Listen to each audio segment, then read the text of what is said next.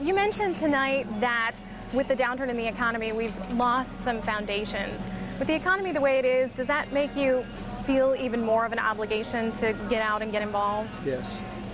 And I've worked hard. I've worked as hard as certainly as hard as I've worked since I left the White House this year, trying to reconstitute the financial support for my foundation, because a lot of people that were giving me a lot of money every year lost the ability to do that. So I went out and tried to get more people to give more modest amounts so that we could keep doing that work.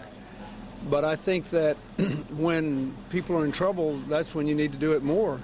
And when we had our global initiative in New York this week, I was amazed, but we had just as many people this year as last year, and they actually made about 40 more commitments this year than they did last year. So I think people get that we're all going to have to pull together and get out of this mess together. How do you think that the efforts at healthcare reform during your administration are influencing the debate still today?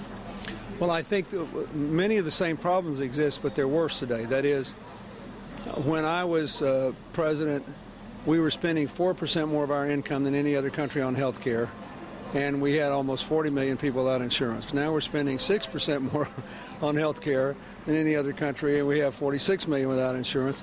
And there are more and more people who can't afford insurance. And now the other thing is that one reason so many working people never get a raise is all the money that would go into their raise goes into rising health insurance premiums. We are now spending $800 or $900 billion a year more than we would spend if we had any other country's health system, and we don't get better outcomes. So I think that the people now in the Congress who know something needs to be done, I think what they learned before was that when they don't do anything, they get punished, because then the people who like the status quo get to rewrite history and make them pay at the polls. So I think that it's more likely that something good and positive and modest and moderate will be done. I feel good about that. I also know the difference is last time the Republican Party had enough votes to kill anything we did with a filibuster, because they had 45 votes, and 41 can kill anything.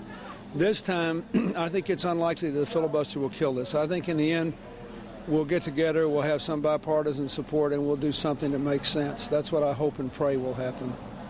Great. Thank you. Thank you.